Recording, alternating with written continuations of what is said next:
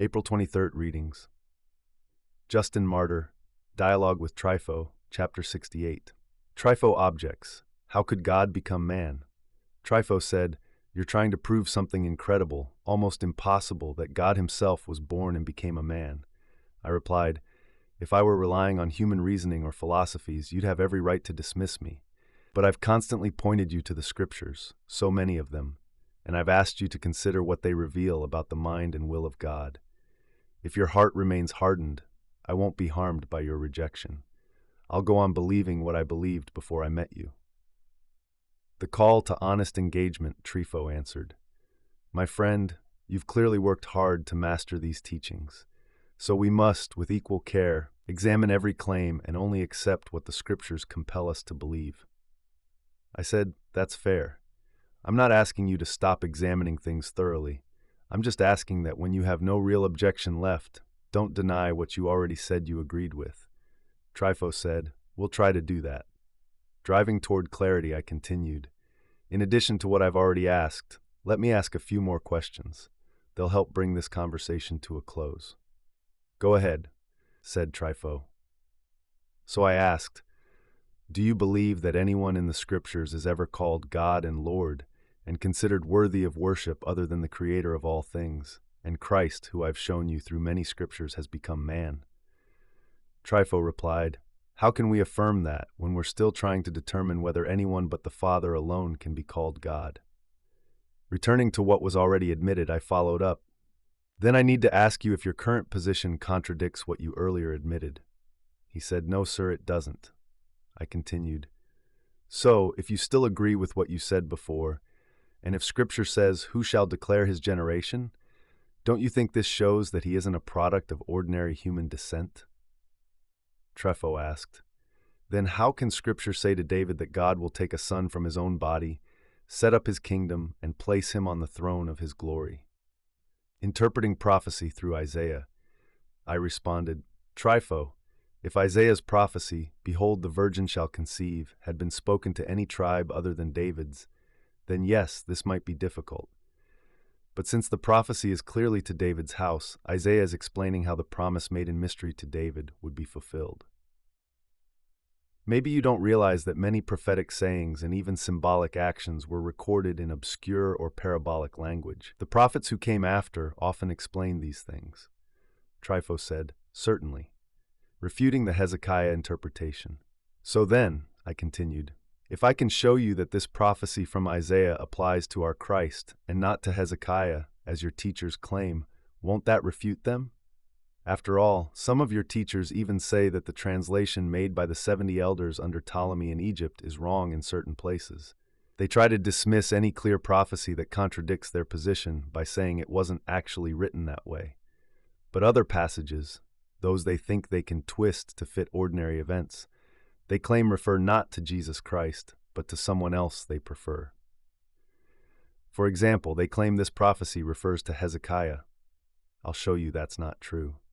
And even though some of the scriptures we've discussed plainly say that the Christ was to suffer, to be worshipped, and to be called God, they still won't accept that it refers to Jesus. They admit Christ will come to suffer, reign, and be worshipped as God, but say it's not this man. That too I'll show to be not only wrong, but absurd." Preparing to answer Trypho's earlier jest. But since I need to first answer your earlier objection, even though it was made in jest, I'll begin there, and then respond to the rest. Augustine of Hippo Confessions, Book 8, Chapter 11. Battling the final chains of sin. "Thus I was sick and tormented, accusing myself more harshly than usual. I tossed and turned within myself, tugging at the last remaining chain that still held me, weak, but not yet broken. You, Lord, pressed deeply on my soul with a severe mercy, lashing me with fear and shame lest I retreat again. I feared that this final tie, if not torn away, would grow strong again and bind me tighter than before. I kept saying in my heart, 'Now, let it be done now.' I was almost there. I nearly made the leap. I came so close to making the decision. I almost crossed over, and then I didn't. But I didn't go back either. I was stuck right at the edge. Catching my breath, I tried again, got even closer, nearly grabbed hold of it, but still I hesitated. I could not yet die to death and rise to life. The old life still had power over me, not because it was better, but because it was familiar. As the moment of transformation came near, it filled me with dread, not enough to push me away, but enough to keep me suspended. The siren call of sinful habits.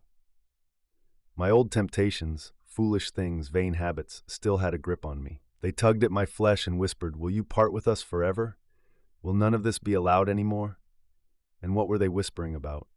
Oh my God, let your mercy silence them forever.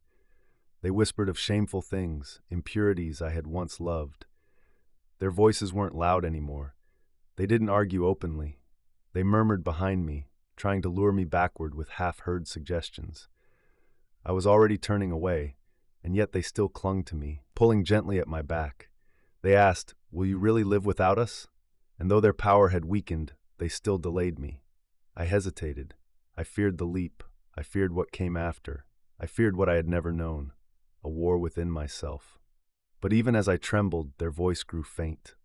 The voice of old habit was now just an echo. I was turning, slowly, cautiously, toward a new life. A new kind of strength was forming in me, even as I stood paralyzed on the threshold. Yet still, the fight continued. This was not a debate between me and another person. It was a battle inside me. My own self was at war with my own self.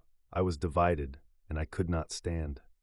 The glorious vision of continence, then, in the direction I was facing, toward the life I had not yet grasped, I saw her. Continence. She stood with dignity and purity, yet full of joy, not light-hearted or shallow, but holy and inviting. She stretched out her hands to welcome me, holding out a great company of those who had already come. Young men and women, widows, virgins, people of all ages, radiant with the joy of holiness. She was not barren. She was a mother, full of children born of joy, and you, Lord, were her husband.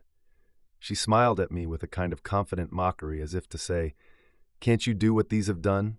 Do you think they did it by their own strength? No, it was the Lord their God who gave me to them. Cast yourself on the Lord. Why do you still stand in your own strength? That's why you can't stand at all.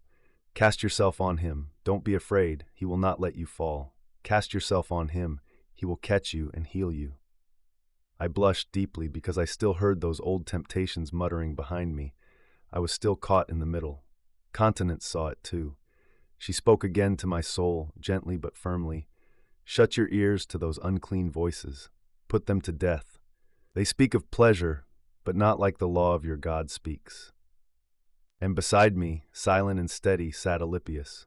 He watched me with quiet patience, waiting for the outcome of my strange inner battle.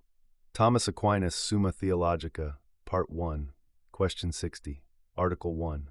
Whether there is natural love or dilection in the angels? Objection. It seems that angels do not have natural love, for natural love belongs to beings that act according to instinct, not reason. But angels are purely intellectual beings who act according to knowledge, not instinct. Therefore, their love must be entirely from choice and not natural. Responsio, I answer that natural love exists in the angels. Natural love is the will's inclination toward what suits the nature of a being. In intellectual creatures like angels, this inclination is found in the will and follows reason.